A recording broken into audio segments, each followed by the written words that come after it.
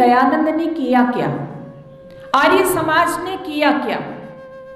एक जगह एक पंडित जी प्रवचन कर रहे थे। जैसे ही प्रवचन समाप्त हुआ, एक माताजी उनसे मिलने के लिए आई और कहा कि पंडित जी, आपने बहुत अच्छा प्रवचन दिया, बहुत अच्छे विचार प्रस्तुत किए। मैं चाहती हूँ कि आज शाम को भोजन मेरे घर पर हो। पंडित जी ने कहा ठीक है। शाम को माता जी ने जब उनको निमंत्रण दिया तो जैसा समय बताया था, पंडित जी शाम को माता जी के घर पर पहुंच गए। माता जी के घर पर पहुंचे, माता जी ने आदर सत्कार किया और भोजन के लिए बिठा दिया। भोजन में माता जी ने अनेक प्रकार के व्यंजन बनाए थे और उन व्यंजनों को पंडित जी को धीरे धीरे करके परोस दिया। पंडित जी भोजन करने लगे, लेकिन भोजन करते करते पंडित जी देख रहे हैं कि एक थाली में कुछ पापड़ भी रखे हुए हैं। पंडित जी को पापड़ बहुत पसंद थे, लेकिन पंडित जी देख रहे हैं कि भोजन समाप्ति की ओर है, लेकिन माता जी का तो पापड़ों की तरफ ध्यान ही नहीं है। माता जी तो पापड़ देना ही भूल रही है। पंडित जी ने कहा कि अब क्या किया जाए। तो पंडित जी के दिमाग में एक विचार आया। पंडित जी ने कहा कि माता जी, अभी मैं जैसे ही आपके घर पर आ रहा था तो ये समझो मैं आ ही गया हूँ। माता जी ने कहा ऐसा क्या हो गया। बोले समझो बच गया, मैं नहीं तो नहीं आ पाता। माता जी ने कहा कि ऐसा क्या हो गया।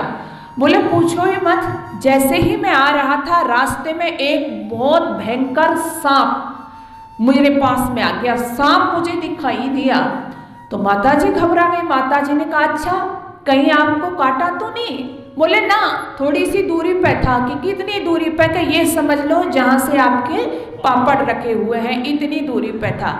माता जी को ध्यान आया कि अरे पंडित जी, मैं तो पापड़ देना आपको भूल ही गई थी। तो पंडित जी ने कहा कि मेरा काम याद दिलाना ही है, मैं पापड़ याद दिलाना ही चाह रहा था।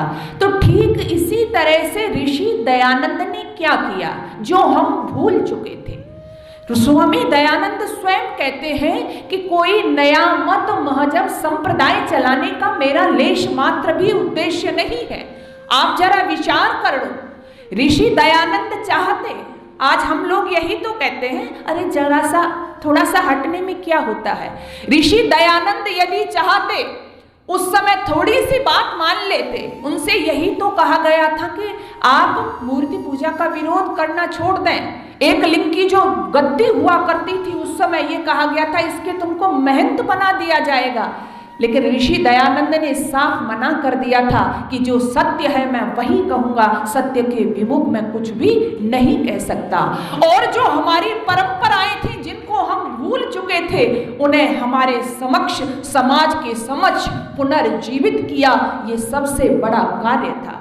ऋषि दयानंद की विचारधारा से, चाहे हमने जो स्वतंत्रता का युद्ध लड़ा, स्वतंत्रता संग्राम में भी जो विचारधारा ऋषि दयानंद की ने काम किया, अनेक आर्यों ने जो आर्य समाज से प्रभावित थे बढ़ चढ़ करके अपना योगदान दिया। तो ऋषि दयानंद की जो भूमिका है क्या रही समाज में, मैं चंद शब्दों में उसको नहीं बता सकती।